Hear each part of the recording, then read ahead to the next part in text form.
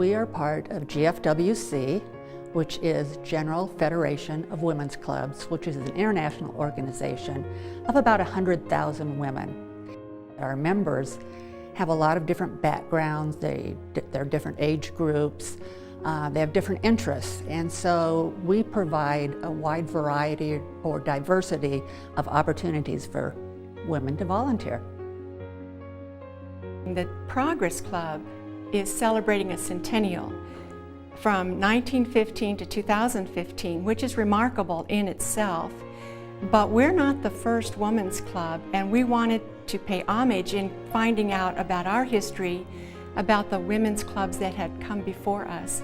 And the one that's most notable is the Women's Improvement Association, a group of wonderful women here in Las Cruces that formed a club in 1894 with the intention of providing civic services.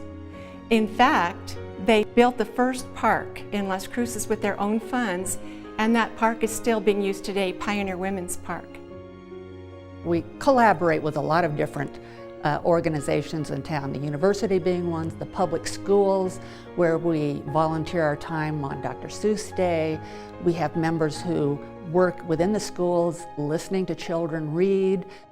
We also collaborate with the art community, and one of the projects we've been very proud of course, is the 5,000 Flower project that we have on view at City Hall, and that is a commemoration of 9/11.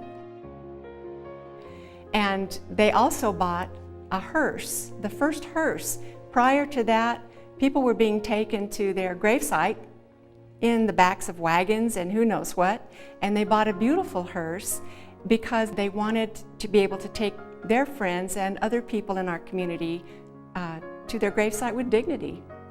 But anyway, that's the same hearse, of course, that's very famous now because it took Pat Garrett to his grave in 1908, and it's at the Sheriff's Department over at the county building.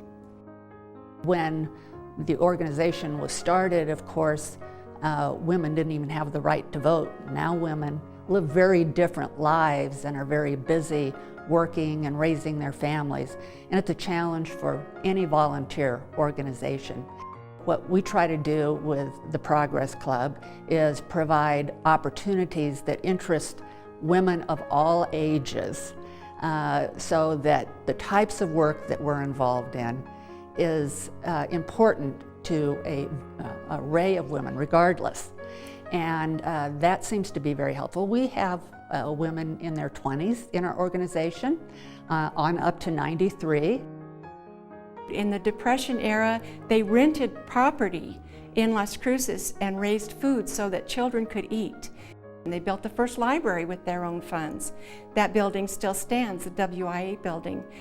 When Alice Brannigan, one of their founding members, passed in 1932, her will gave the city of Las Cruces the money to build the very first city library named after her husband, Thomas Brannigan Memorial Library.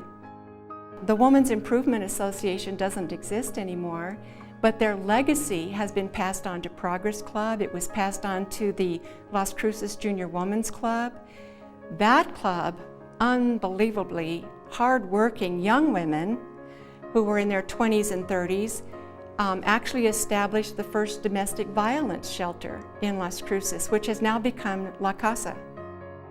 It's been well recognized that women or people who volunteer live longer. So it provides better mental health, better physical health, and that's something regardless of generations that people are looking for.